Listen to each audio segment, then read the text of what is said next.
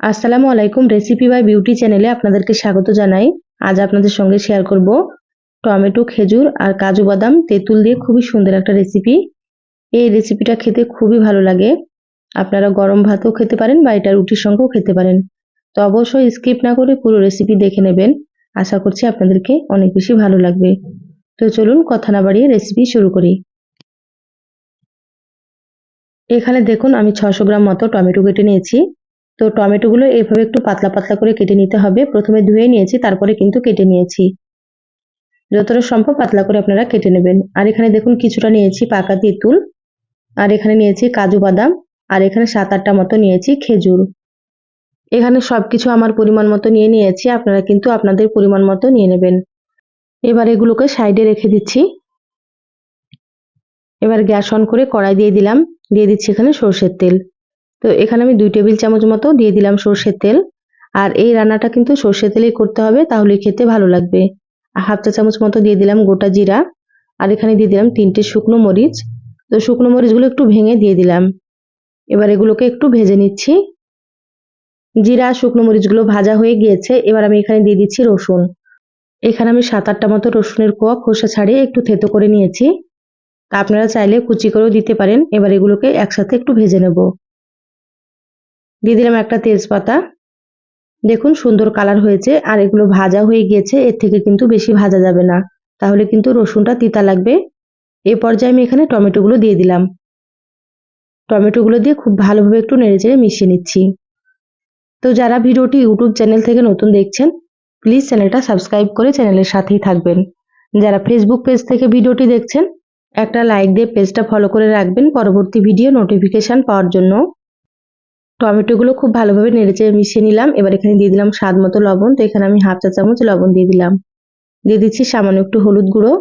তো এখানে হাফ চা চামচের থেকে একটু কম দিয়ে দিলাম হলুদ গুঁড়ো। এবার এখানে দিয়ে দিচ্ছি হাফ চা চামচ কাশ্মীরি মরিচের গুঁড়ো। কাশ্মীরি মরিচের গুঁড়োটা আমি কালারের জন্য দিয়ে দিলাম, আপনারা চাইলে কিন্তু কাশ্মীরি মরিচের গুঁড়োটা স্কিপ করতে পারেন।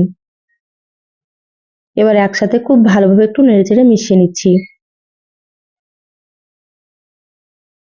এবার 5 মিনিটের জন্য ঢাকা দিয়ে দিলাম। তো ফিরে আসছি 5 মিনিট পর। দেখুন 5 মিনিট হয়ে গিয়েছে, ঢাকাটা খুলে নিলাম। খুব ভালোভাবে একটু নেড়েচেড়ে নেব। এই রান্নাটা কিন্তু পানি ছাড়াই রান্না করে নিতে হবে, সেজন্য গ্যাসের আঁচ মিডিয়ামে রেখে ঢাকা দিয়ে খুব সুন্দর করে টমেটোগুলোকে সেদ্ধ করে নিতে হবে। খুব ভালোভাবে নেড়েচেড়ে নিয়েছি। এভাবে মাঝে ঢাকা খুলে একটু নেড়েচেড়ে নিতে হবে। তো আবারও আমি ঢাকা দিয়ে দিলাম।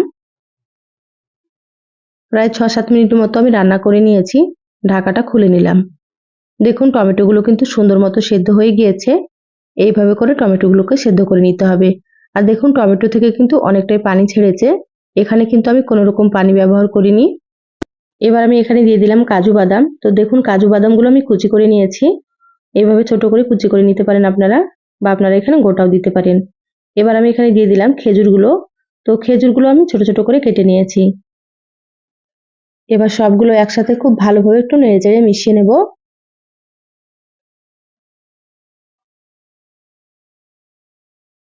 আবারও 2 থেকে 3 মিনিটের জন্য আমি ঢাকা দিয়ে দিচ্ছি। তাতে করে খেজুর আর বাদামগুলো সুন্দর মতো একটু সেদ্ধ হবে। দেখুন 3 মিনিট পর আমি ঢাকাটা খুলে নিলাম। খুব সুন্দর করে একটু নেড়েচেড়ে নিলাম। এবার আমি এখানে দিয়ে দিচ্ছি তেঁতুল। তো তেঁতুলটা আমি একটু ভিজিয়ে রেখেছিলাম। তো এখানে পুরো তেঁতুলটাই দিয়ে দিলাম। তেঁতুল দিলে কিন্তু খেতে অনেক বেশি ভালো লাগবে। তেঁতুল দিয়ে খুব ভালোভাবে একটু নেড়েচেড়ে মিশিয়ে নিচ্ছি।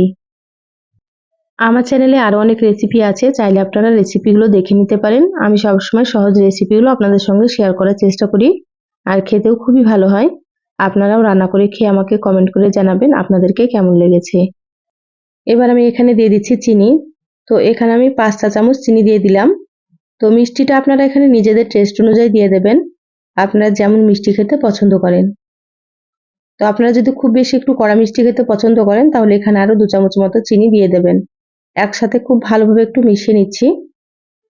এবার গ্যাসের আঁচ মিডিয়ামে রেখে নেড়েচেড়ে একটু আঠালো করে রান্না করে নেব। চিনি দেওয়ার পরে কিন্তু কালারটা খুবই সুন্দর হবে। এবার আমি এখানে 2 মিনিটের জন্য ঢাকা দিয়ে দিচ্ছি। আপনারা তো টমেটোর চাটনি অনেক রকম খেয়েছেন, তো এইভাবে তেঁতুল দিয়ে একবার রান্না করে খেয়ে দেখবেন। একবার খেলে কিন্তু আপনারা এটা বারবার রান্না করবেন। দেখুন 2 মিনিট পর ঢাকাটা খুলে নিয়েছি আর অনেকটাই কিন্তু আঠালো হয়ে গিয়েছে আর কালারটা দেখুন কতটা সুন্দর হয়েছে। এভাবে একটু আঠালো করে রান্না করে নিতে হবে। আর চাটনিটা কিন্তু আপনারা পানি ছাড়াই রান্না করবেন, পানি দিলে কিন্তু খেতে ভালো লাগবে না। টমেটো থেকে যে পানিটা ছাড়বে সেটা দিয়ে কিন্তু রান্না করে নিতে হবে গ্যাসের আঁচ মিডিয়ামে রেখে। এবার গ্যাস বন্ধ করে দিলাম। এই তো বলে ঢেলে নিয়েছি আর কতটা সুন্দর হয়েছে দেখুন। এইভাবে চাটনি রান্না করলে কিন্তু খেতে অনেক বেশি মজা হয়, তো একবার অবশ্যই রান্না করবেন। তো সহজ রেসিপিটা কেমন লাগলো চ্যানেলের কমেন্ট বক্সে কমেন্ট করে জানাবেন। ভালো লাগলে একটা লাইক দিয়ে যতটা সম্ভব ভিডিওটা আপনারা শেয়ার করে দিবেন। সবাই অনেক বেশি ভালো থাকবেন, সুস্থ থাকবেন। দেখা হবে আবারও কোনো নতুন রেসিপিতে। ধন্যবাদ সবাইকে। আল্লাহ হাফেজ।